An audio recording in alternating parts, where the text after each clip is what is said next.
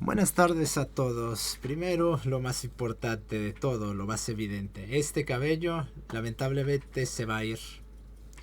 Ya sé, es una desgracia para toda la humanidad en su conjunto y mi nivel de pelea va a pasar de Broly a Goku peleándose con los Saiyaman. Así que, De pues, Broly al Gran Saiyaman. sí, qué downgrade tan trágico. Es como Es como justamente el final de la tercera temporada de Shingeki. Ves la cuarta y dices, ¿qué puta mierda es esto? Y entonces todo se va a la mierda. Pero bueno, dejando en lado esa noticia que ameritaría luto internacional, vamos a lo que nos compete. Para quien no lo sepa, hace un tiempo inicié una serie de videos hablando de temas irrelevantes, tomando como asidero a idiotas que son meridionalmente conocidos.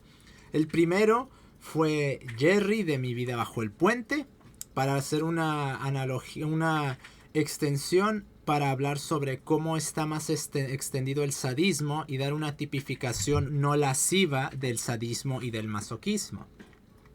Luego hablamos de Dallas y el sectarismo que evidencia el cómo el darle una tablet o un celular a tu hijo para que lo críe YouTube termina generando ese nivel de sectarismo. Y me parece que, continuando con las problemáticas de los padres, toda esta epidemia de sujetos afeminados y que se visten de mujer, que el término correcto sería autoginefílico, solo que se les suele conocer vulgarmente como femboys por feminine boy o chico femenino o afeminado, o al menos supongo que así esa es la etimología entre comillas, tomando como asidero a un estereotipo que la verdad no sé cómo pronunciar su nombre para ser honesto, así que simplemente me limitaré a decirle el conejo con astas porque así es como tiene el nombre en Twitter, y para que se entienda me refiero a este ente que se volvió infame hace un tiempo derivado de, bueno, un destornillador y no voy a extenderme al respecto de eso. Pero, evidentemente, no vine aquí a hablar de él como si fuera Pipe Pino o Derker Bluer. Este no es un canal de chismes o de pendejadas.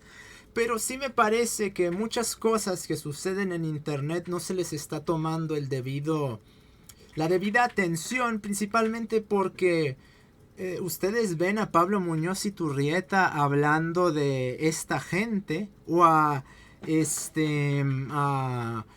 Agustín Laje o a Jonathan Ramos o peor todavía, imagínense, a Dan Turbina.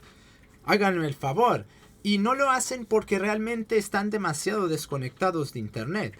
Digo, si yo a cualquiera de ellos algún día les muestro cómo es internet en verdad, digo, que les ponga esa canción de Giat for Giat, ¿cómo creen ustedes que van a reaccionar? Esa gente realmente no sabe cómo se está moviendo internet. Tienen ciertas intuiciones, pero una cosa es derivarlo desde teoría y otra cosa es ver realmente el nivel de rareza que se está moviendo en internet. Solo basta con los pinches furros para que esta gente se quede como a la verga. Y no es de extrañarse, uno también, porque realmente cada vez intentar entender qué diablos son esas personas se vuelve mucho, mucho y mucho más difícil, porque realmente no es tan simple como pareciese. Hace un tiempo había visto unas declaraciones de un sujeto, de uno de los clásicos de animadores, el cual estaba haciendo mención sobre personas que sentían una atracción sexual hacia Bugs Bunny, y eso me ha hecho pensar eso aparte de ser turbio y extraño, eso me parece que es una piedra angular fundamental de qué rayos realmente son los furros, pero eso se desarrollará en otro momento. Entonces, ¿cómo estos tipos se manifiestan deriva principalmente de algo que se mentó en la parte en la cual hablábamos de Dallas. Solo que esto vendría a fungir como una generalizada falta de guía propia de los padres y del padre principalmente. Recordemos que el encargado de que el hijo obtenga un control de sus impulsos, que se convierta en un baluarte y en una moral, y tenga una moral firme y recta, y una razón recta para una moral recta, como diría Marco Aurelio Antonino Augusto, deriva principalmente en que el padre de hecho ejerza las funciones fundamentales de la paternidad y de la crianza. Que, como se mentó en esa parte, si ya desde el 77 Ernesto Sábato, en esa legendaria entrevista del programa A Fondo, ya casi eso es meme aquí, siempre digo lo mismo, pero realmente es una entrevista legendaria. Si ya en el 77 él nos hablaba de esa problemática, podemos trazarla al menos desde los 50. ¿Por qué? Porque recordemos que si en el 77 ya le estaban escribiendo los adolescentes, pónganlo ustedes, 15 años. Ok, ¿eso cuánto nos da? Nos da 77, son 72, son 62. Pero evidentemente los padres no nacieron inmediatamente cuando tuvieron sus hijos, sino que todavía tenemos que regresarnos un poco más de tiempo. Ahí me parece que el pivote fundamental es la Segunda Guerra Mundial. 40, 45 principalmente. Que es de donde empieza todo ese problema, porque muchos hablan de la revolución sexual de los 60, olvidando que en los 50 empezó todo, no en los 60. Y si en los 50 empezó todo, ¿por qué? Porque toda la guía moral y todos los baluartes se fueron a matar a Europa. ¿Y quiénes fueron los que quedaron o los que regresaron? Regresaron lo mejor, que terminó muy mal, y al mismo tiempo se quedaron los más débiles, los afeminados, y lo más importante de todo, los putos marxistas de mierda. Durante todo el periodo de la guerra se fueron a California, se fueron a Nueva York, se fueron a Estados Unidos en general. Y de ahí que se haya hecho una labor de infiltración y todos los estratos que comenta Bezmenov, y se puede rastrear este problema no desde los 60, sino desde los 40, finales de los 40, principios de los 50, lo cual tiene mucho sentido, porque por ejemplo, si uno estudia más o menos el desarrollo de los pinches furros en un sentido actual, esos se pueden rastrear al menos hasta los 60 con la revista Genus. Pero esa está fundamentada en otras de mucho menor relevancia que ya existían. De ahí que la línea del tiempo, todo el tiempo de este tiempo, la edad contemporánea, la podemos trazar a partir de la Segunda Guerra Mundial. Y claro, con su buen fundamento en Marx. Sería un parteaguas de la postmodernidad, e incluso se puede hablar que a partir de la Segunda Guerra Mundial y no desde los 60 ya esto es la postmodernidad, no la postmodernidad. Pero bueno, en fin, entonces a partir de esa generalizada desmoralización, como diría Bezmenov, de toda esa batería propagandística marxista y en general liberalista que se estaba pregonando y que el propio Sábato en esa entrevista acusa al respecto, no diciendo marxistas o anarquistas o etcétera, pero sí diciendo que las teorías de la psicología moderna, ¿cuál era esa psicología moderna? Cognitivismo sociologista, principalmente sociologismo, freudomarxismo, psicoanálisis, que es Marx, porno y misticismo, y el freudomarxismo es eso sintetizado con el marxismo de segunda generación o el marxismo cultural, que lo correcto sería decir marxismo social. Todas esas teorías psicológicas modernas es a lo que se refiere Sábato, las cuales ponen a la autoridad como algo malo y como algo terrible. Qué curioso que de los parásitos marxistas haya surgido toda esta idiosincrasia de debilitamiento y de un culto hacia la comodidad. Que eso ya nos retrotrae desde el liberalismo, principalmente desde los comienzos de la modernidad. Recordemos que el protestantismo tiene un fuerte componente hedonista, debido a que si uno hace o no hace, da igual, porque uno o está condenado o está salvado, independientemente de qué haga. A partir de aquí, el culto a la usura por parte de Calvino, y al mismo tiempo la irresponsabilidad y el ver la vida como algo que tiene que disfrutarse, y el cual la única obra que se tiene que hacer es la mejora a través de la ingeniería por parte de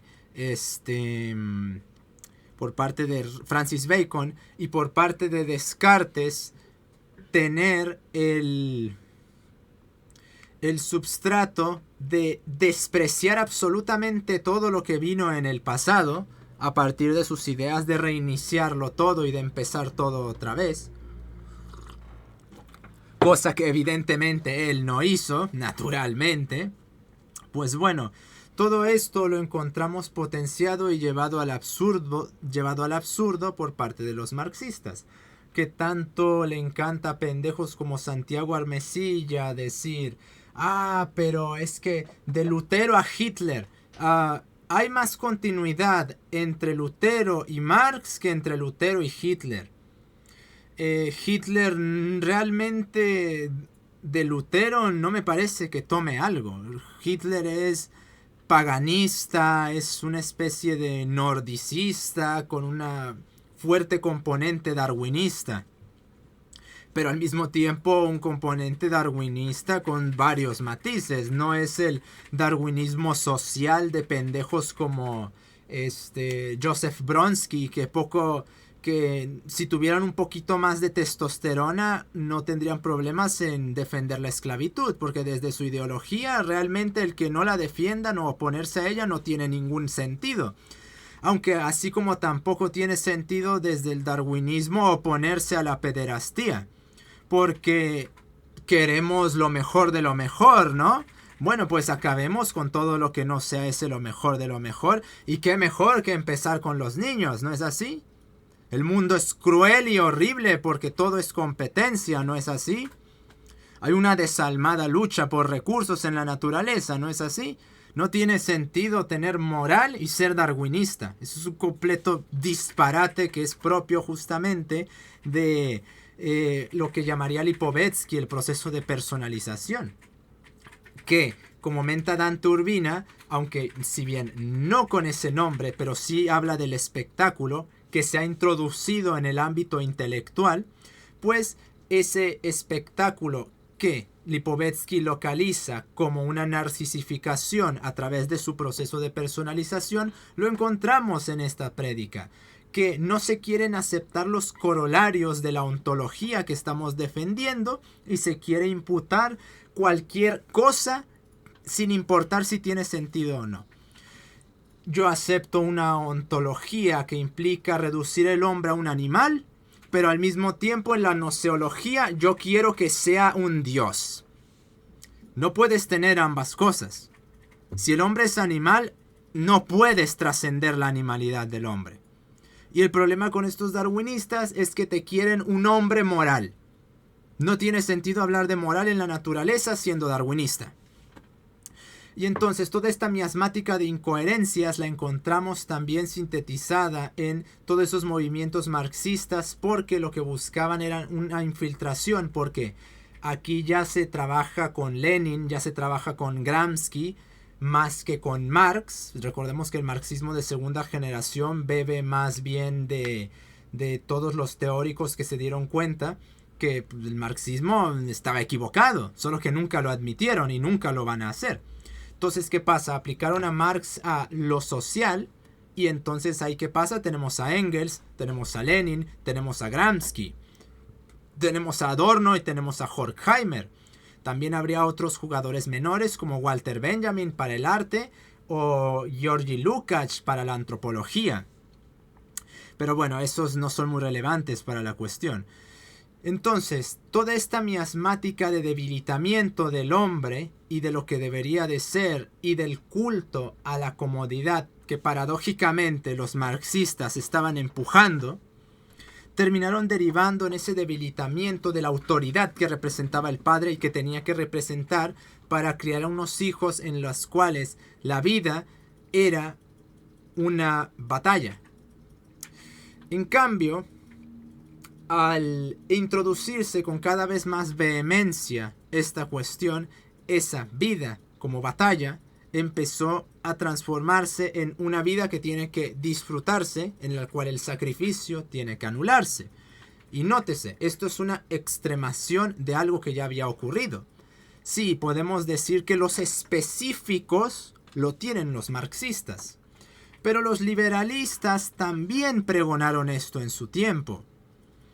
Y no podemos olvidar que todo esto viene amparado desde el ateísmo y desde el protestantismo. Entonces, retrotrayéndonos aquí, esta minación, este cribar de todo, terminó dando como resultado unos padres pusilánimes, los cuales muchos de ellos, los cuales no eran unos pusilánimes, terminaron yéndose a pelear a la Segunda Guerra Mundial, y los que no fueron admitidos con la milicia, al gobierno, a la armada, a los marinos, esos pocos terminaron quedándose siendo básicamente lobotomizados por toda la miasmática parasitaria de marxistas que se habían infiltrado siguiendo las prédicas gramscianas de los intelectuales orgánicos y del copado de las instituciones. Terminaron entonces estos criando a la generación que terminaría dando como resultado a toda la basofia tanto de los 50s como de los 60s, por no decir que ellos mismos fueron los que participaron directamente en la formulación de tales cuestiones. Recordemos que en ese tiempo no eran gente de 50, 40 años las que estaban en el frente. Muchísimos eran jóvenes, gente de menos de 25 años, incluso hasta de menos de 20. No, espera, hasta de 21 años, porque creo que la edad de reclutamiento era de 21. Puta madre. Entonces, era gente joven, muy joven incluso. Ni adultos legalmente, biológicamente eran jóvenes prácticamente.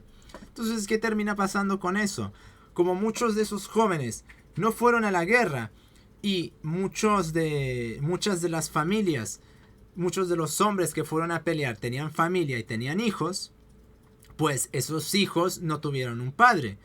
Así que, ¿qué terminaron recibiendo de educación? Mierda marxista. Y terminaron creciendo como una batería de pusilánimes, los cuales les lavaron el cerebro, les lobotomizaron la cabeza diciendo la autoridad es mala y todo lo que vino antes y todo lo que era antes es malvado y es corrupto porque el orden capitalista y sus estupideces y la alienación y el padre autoritario y bla bla bla bla. Entonces, al haber esta minación del padre, se desarraiga la función reproductiva del padre. Porque la función reproductiva del padre tiene su parte biológica y su parte conductual. La parte biológica es todo lo relacionado a los gametos, todo lo relacionado a la esperma y al acto copulativo reproductivo. Pero al mismo tiempo esta función reproductiva tiene un fundamento de la paternidad y de la crianza también. De ahí que diga que el sexo es tanto biológico como conductual, no meramente biológico. Y se determina por la función reproductiva en la cual participa lo conductual también. Si desarraigamos de la función reproductiva al padre, ya sea desde lo biológico o desde lo conductual, no va a haber el orden necesario para una crianza conforme. Y esto bien lo explica el padre Javier Oliveira Rabasi junto con la psicóloga Patricia Schell en una conferencia o en una charla que tuvieron en el canal del padre Javier Oliveira Rabasi. Hay muy recomendada esa charla. Una psicóloga mujer que te habla de Santo Tomás. No, eso es una en un cuadrillón, carajo. Donde justamente se menciona que hay una función de la familia. Y que ella, citando a Santo Tomás, la familia es como el útero de ese niño. Porque hay fases de desarrollo del niño que demandan que se cumplan esas funciones. Y ahí, como los parásitos marxistas metieron su cuña y convirtieron la paternidad en un chiste, de ahí que los progres sean directamente la descendencia de toda esta idiosincrasia marxista, que evidentemente no van a aceptar estos parásitos marxistas y te van a decir, no, es que es propio del capitalismo y una mierda, es propio de el puto parasitismo marxista, aunque tampoco los parásitos liberalistas se quedan cortos, porque como bien dice Jesús G. Maestro, la globalización fue mejor amparada por Marx y por Engels que por el capitalismo, y se aceleró mucho más gracias a ellos dos, y naturalmente vemos sus efectos en este tiempo. No podría el capital estar tan afianzado en estos tiempos de no ser gracias a Marx y a Engels. Así les arda el culo a los putos marxistas, que sé que varios me escuchan. Sin Marx y sin Engels, el capitalismo no sería lo que es hoy. Porque justamente de la teoría marxista se ampararon las empresas. Porque una cosa son los economistas y otra cosa son los empresarios, ¿de acuerdo? Una cosa es Hayek y otra cosa es Rockefeller. Y el error de tanto liberales como marxistas es confundir ambas cosas. Que Hayek tenga una ideología no quiere decir que Rockefeller se la comparte. Los empresarios no tienen una maldita ideología. Los empresarios son la máxima representación de la realpolitik. ¿Qué significa esto? Soy una puta y tomo y me hago y hago... ¿Qué? Nada. Y tomo todo lo que me sirva con tal de tener poder. El poder es la ideología de los empresarios. No es Hayek, no es Mises, no es Schumpeter. Una cosa es la teoría y otra cosa es la praxis. Y Gates, Rockefeller, Rothschild son la praxis, no la teoría. Entonces, amparándose en los marxistas, estos empresarios colonizaron prácticamente todo porque se dieron cuenta muy bien, y siguiendo al pie de la letra la dialéctica marxista, si integraban y si asumían realmente el poder que los marxistas les imputaban al punto de comodificar a las personas a través de la relativización de los valores que promovieron los marxistas en nombre de la revolución, iban a afianzar su poder porque básicamente iban a crear esclavos. La empresa de estos tiempos, Disney, China, Netflix, es la conjugación perfecta del poder destructivo de la dialéctica marxista junto con el poder destructivo de las dinámicas economicistas liberales. Así eso les haga arder el culo. Sin Marx y Hayek y Mises dándose todos la mano, no podría Netflix, Vanguard, Disney ser lo que ahora son hoy. Tan simple y tan sencillo como eso. Entonces, ya que se desarraiga la función reproductiva y estamos viendo que tanto la biológica como la conductual se está desarraigando, ¿qué termina sucediendo? Si el hijo no obtiene unos criterios de crianza extremadamente estrictos, va a crecer corrupto. Y esos pusilánimes afeminados que vemos en estos tiempos, justamente como este conejo con astas, que son toda una hermosa miasma de incoherencias, justamente son el resultado de ese tipo de dinámicas y de ese tipo de crianza, en la cual el padre no puede ser padre porque la autoridad es mala, la madre no puede ser madre porque eso es opresivo y eso es un sometimiento a la esclavitud patriarcal, y el hijo no puede ser hombre porque sería un criminal. Y como aprende, como bien menta Desmond Morris, al rectificar el complejo de Edipo de Freud, quitándole la mierda de que el hijo se quiere coger al padre o a la madre, y estableciendo que los padres fungen como los primeros referentes al respecto de la masculinidad y la feminidad uno y otro, y que si uno tiene si el hombre tiene feminidad y la mujer masculinidad, entonces el hijo o la hija iba a localizar una u otra en el lado equivocado e iba a terminar sintiendo o una repulsión o una atracción indebida hacia su sexo.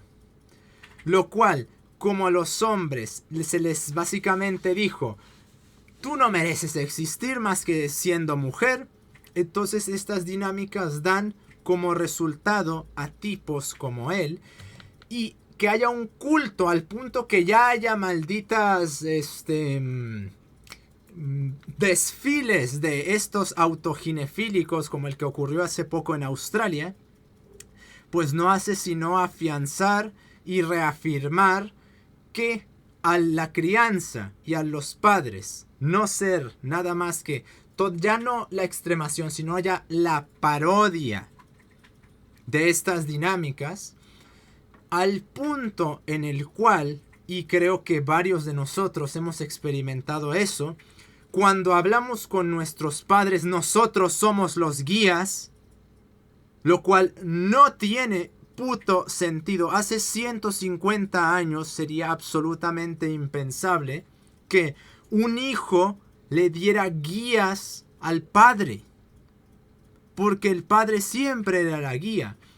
Ahora los hijos le tienen que dar guía a los padres porque los padres realmente no saben cómo ser padres y justamente por eso están produciendo una progenie tan nefaria.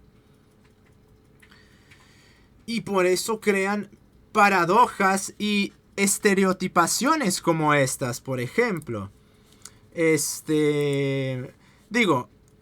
Estos tipos no terminan manifestándose en estas dinámicas estereotípicas en las cuales son afeminados y llevan su afeminación al extremo, y sobre todo esta constante exhibición de lascivia, primero, principalmente, porque todo mal tiende al absurdo infinito. Y por cierto, ya finalmente puedo sacar esto de guardados, gracias a Dios, carajo. Porque este video lleva cocinándose demasiado tiempo. Y dirán, ay, ¿por qué tienes eso en marcadores? Pues para hacer esta mierda, cabrón. Que a mí que me va chingados importar tener ese idiota ahí. Oh, Dios mío. Entonces, primero porque todo mal tiende al absurdo infinito. Debido a que una de las principales fuentes del mal es el desorden. Pero un desorden en virtud de un orden específico. Por eso digo que el mal es relacional. El mal no es relativo, sino relacional. ¿En qué sentido? En que el mal necesita una relación específica para manifestarse. Hay corrupciones universales, eso es verdad, pero el mal ataca principalmente estableciendo una relación en virtud del orden de una forma. Así pues, toda forma está jerarquizada y estructurada con un orden, Y la corrupción implica principalmente desordenar este orden. Y lo que vemos aquí es que no tienen referentes paternos. Entonces, o la madre ejerce de padre y por lo tanto el hombre localiza lo masculino en lo femenino, generando, como diría Desmond Morris, un proceso de grabación que eventualmente resultará en que le resulten atractivos los hombres afeminados o los hombres en general, o directamente la integración de lo masculino en lo femenino o lo femenino en lo masculino, y eso integrándolo a su propia persona, lo cual resulta, en conjunción con consumir cantidades ingentes de pornografía, en que termine derivando en manifestarse o representarse de esas formas. Entonces,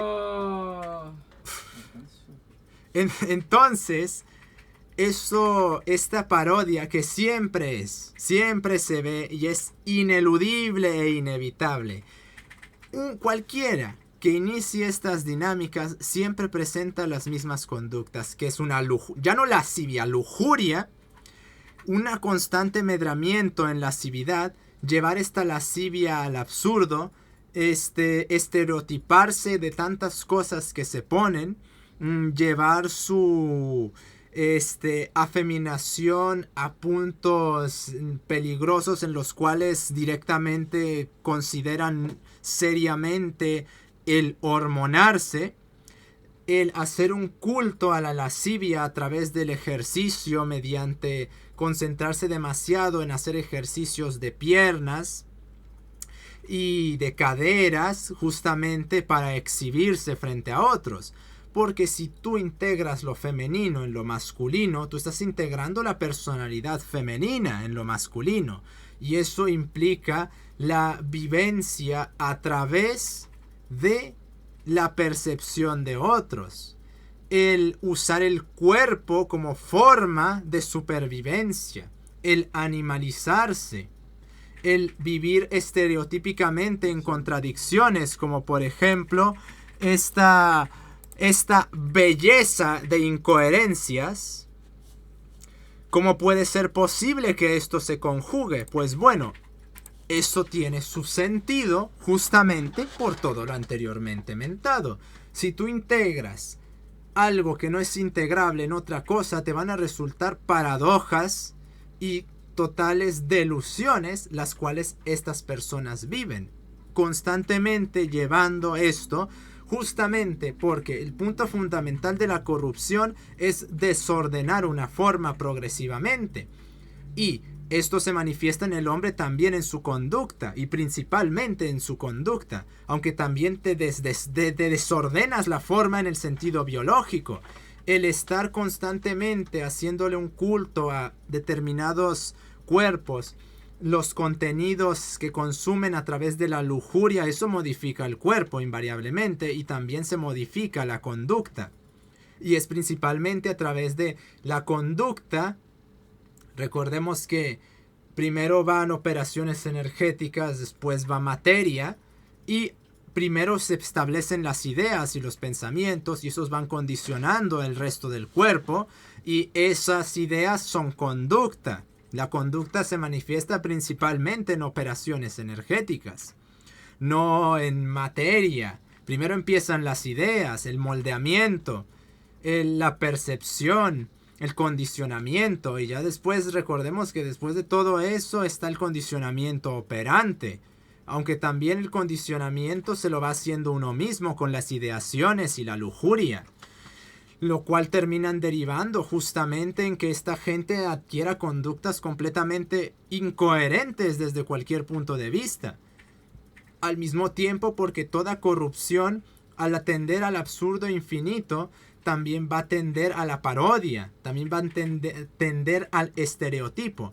Es por eso que es tan recurrente que el contenido que esta gente cree siempre presente tintes de lascivia, como acabamos de ver, siempre presente degradaciones, como acabamos de ver, o que debido a la generalizada inestabilidad de los sujetos que manifiestan estas conductas, se hagan intentos de compatibilización que no son posibles, como estos autoginefílicos y nacionalsocialistas al mismo tiempo. Ahí porque había dicho que por qué eso pasaba, bueno, ahí está la respuesta de por qué sucede. Entonces, toda esta miasmática nos retrotrae una vez más a todas las dinámicas de mierda que se han estado presentando desde la modernidad y desde la postmodernidad y desde la Segunda Guerra Mundial principalmente, porque es el foco aquí es la Segunda Guerra Mundial, a pesar de que se implica también Marx y se implica también la modernidad.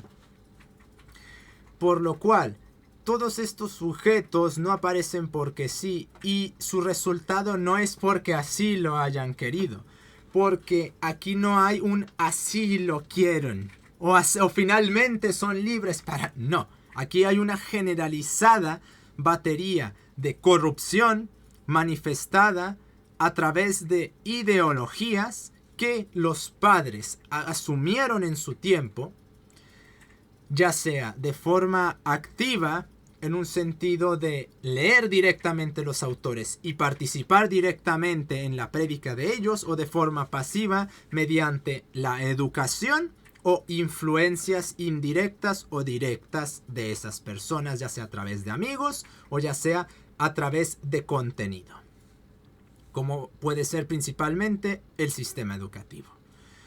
Por lo tanto, no es una liberación, no es finalmente vamos a encontrar nuestro verdadero yo, que le tengo que dedicar un video a esa estupidez del verdadero yo, porque realmente los que dicen eso no tienen ni la más mínima puta idea de qué están diciendo. Y todavía más peligroso que eso, no sabía que me gustaba eso. Hijo, si no sabías que te gustaba eso es porque no te gustaba. Y me parece que es muy peligroso que gente promulgue ese discurso, porque, miren, a ese niño de 5 o 6 años no sabía que le gustaba tener encuentros cercanos con adultos. Ya entendemos el calibre de las pendejadas que estamos diciendo, ¿no? Bueno, espero que sí lo entiendan. Ok, entonces, todo esto no es coincidencial y no responde a tiempos más liberados ni nada.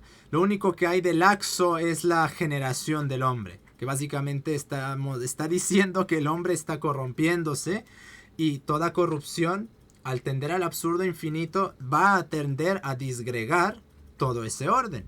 La corrupción no puede generar orden, sino que parasita un orden, y a través de esa parasitación de dicho orden termina generando, por decirlo de alguna forma, una nueva reorganización de esa forma, pero de una manera corrupta. El problema es que, como vemos con la ingente tasa de suicidios de todos estos grupos, es incapaz de mantener esa forma mucho tiempo. Y esto va a ocurrir con toda esta gente. Ahorita sí están muy alegres y muy felices, pero esta gente en su culto al cuerpo es un culto desechable. Ahorita todas estas personas están 20, 18, 16 años, 25 a lo mucho. Pero cuando empiecen a cruzar a los 30, 35, no van a poder seguir haciendo eso. No solo porque los van a desplazar, sino porque el cuerpo mismo no les va a permitir tal cosa. ¿Y entonces qué van a hacer cuando ya no puedan vivir de su vanidad? Realmente me pregunto si todos estos tipos, cuando tengan 35, 40 años, realmente van a seguir mostrándose frente a una cámara como niños, como lo hacen ahora. Digo, veamos el caso de PewDiePie. El tipo ya casi no hace videos porque está ocupado criando a su hijo. Y todas estas personas que están destruyendo su capacitancia paternal, ¿qué van a hacer cuando quieran criar un hijo, pero no estén preparados para ello? Y no solo eso, sino que toda su vida la cultivaron para no poder hacerlo. ¿En qué va a derivar? Pues bueno, ese 52% no está ahí porque sí.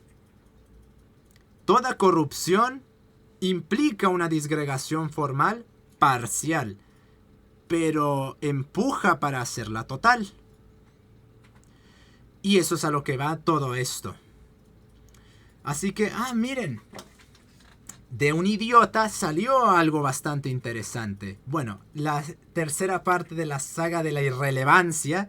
Luego vamos con la cuarta y última parte, que eres justamente que va a versar y tomar como ejemplo a Spring.